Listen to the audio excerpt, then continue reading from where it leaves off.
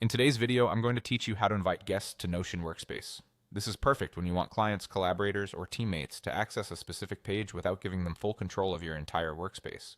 In Notion, inviting guests typically means sharing an individual page with them, and they'll only see what you choose to share. Start on the exact page you want them to access. It could be a project hub, a content calendar, or a simple document.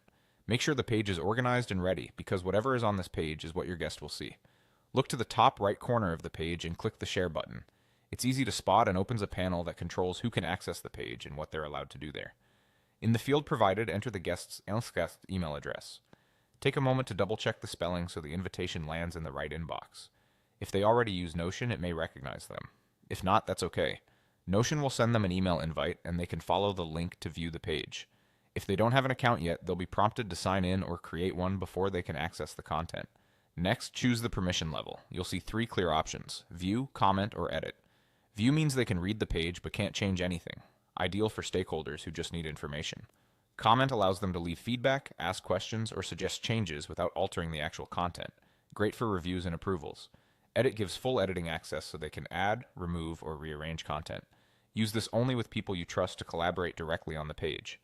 If you're unsure, start with comment. You can always increase permissions later. When the email and permission are set, click invite. That sends the invitation immediately. The guest will receive a link, and once they're in, they'll only see this page and any subpages you've included. They won't have access to other parts of your workspace unless you share those too.